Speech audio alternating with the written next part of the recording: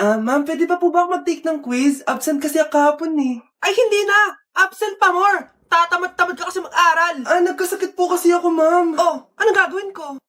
Ma'am, pwede ba ako mag-quiz kahit absent din ako kahapon? Oo naman, ito, magsimula ka na. Thank you po, ma'am. Bakit siya pwede mag-quiz, ma'am? Bakit? May problema ka ba? Oo, may problema ako. Favoritism ka. Palagi na lang sa samantha yung binibigyan mo ng chance. May galit ka ba sa akin, ma'am? Sabihin mo. Hindi ako galit sa'yo. Pero sa nanay mo, oo! Wag na wag mo dadama yung anak ko sa problema mo sa akin.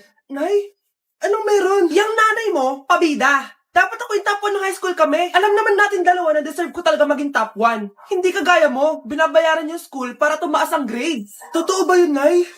Sinungaling ka! Mana ka naman pala sa nanay mo, Samantha. Nga pala, alam na ng principal yung pagiging favoritism mo. Good luck na lang sa'yo, ha? Guys, sino kumuha na cellphone ko? Ilabas niyo na. Alinaw talaga ng bago kong phone. Hoy, Samantha! Cellphone ko yun, di ba? Akin na. For your information, binili to ng nanay ko. Tignan mo, 3 yung camera neto. Yung sa'yo 2 lang. Ew. Ay, eto pala. Sorry. Ba't wala dito yun? Lobat na ako. Guys, sino kumuha ng charger ko? Ayan, full charge na. Hoy, ba't nasa yung charger ko, ha? Anong sa'yo? May picture tong charger ko, oh. Ay, eto pala. Sorry. Hoy, B, palagi ka na lang nawawalan. Huwag ka kasi burara sa gamit mo, te. Oo nga, B. Nawawala nga yung panty ko eh. Guys, nakita niyo ba yung panty ko?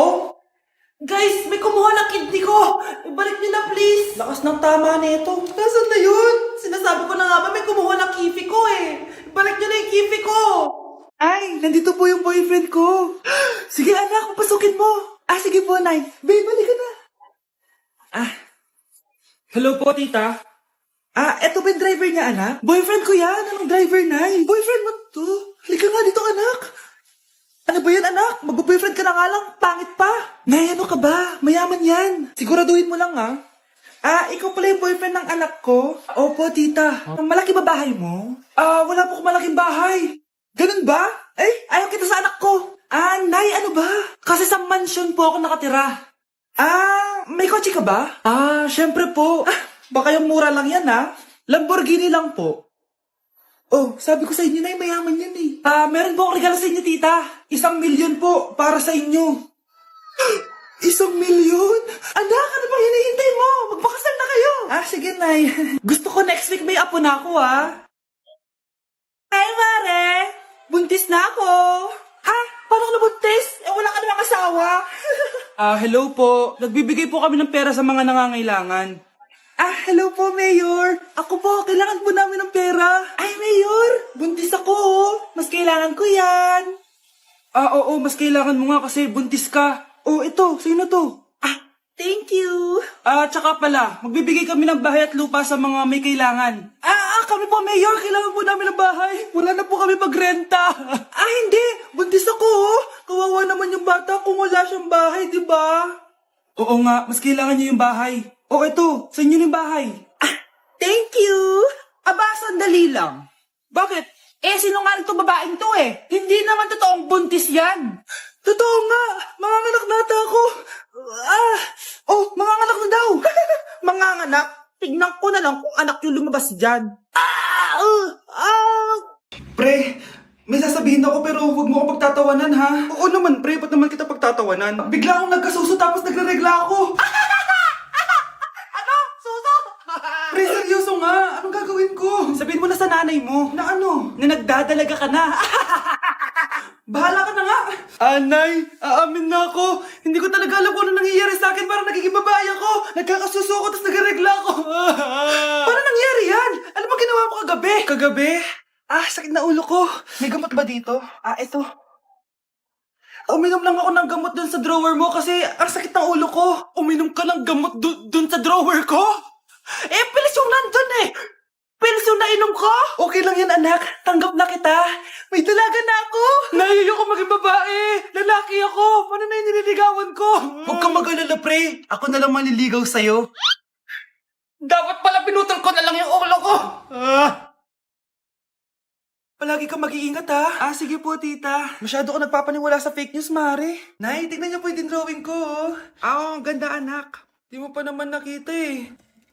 Nay, punta po kayo sa school bukas. Kakanta po ako sa stage. Oo, sige, anak. Pupunta ako pag may free time ako. Talaga, Nay? Yay! Uy, Mare, kakantanak mo ngayon. Hindi ka ba pupunta? Hindi na siguro, Mare. Marami pa akong gagawin. Hinihintay ka nun. Pagbigyan mo na, minsan lang. Naku, Mare, sagabal lang yun sa trabaho ko. Sige na, marami pa akong gagawin, no?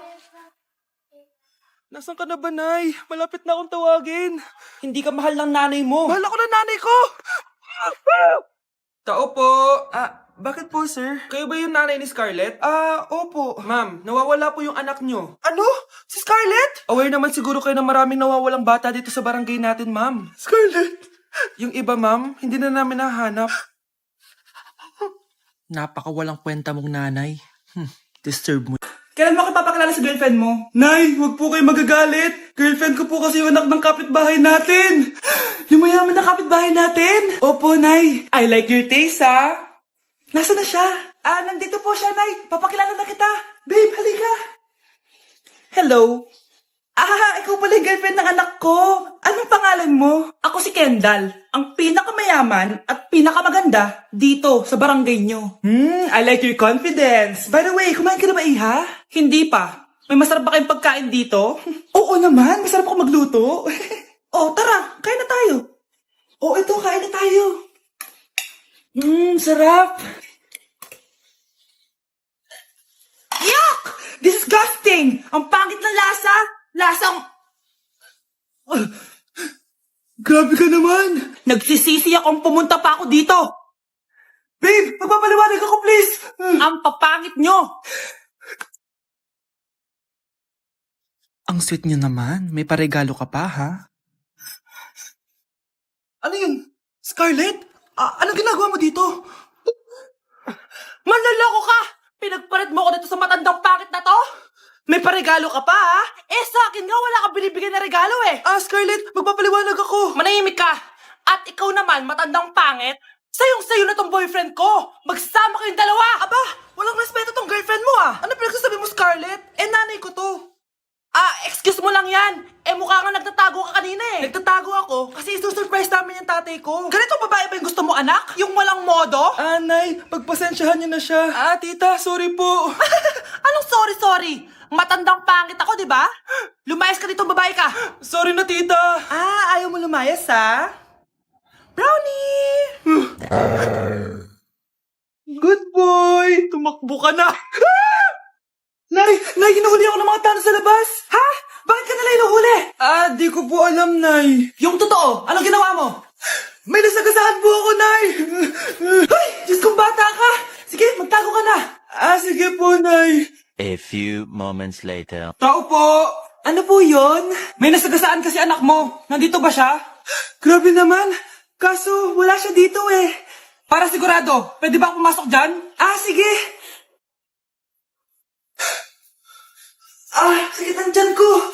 Di ba? Wala siya dito. Mukhang wala nga dito. Sige, alis na ako. Ano yun? Nandiyan ka lang pala, Huli na kita! Teka lang. Ano ba nasagasaan niya? Nakasagasa siya ng langgam. Langgam? Seryoso ka ba? Bakit? May buhay din sila. May pamilyang naghihintay sa kanila. Sige.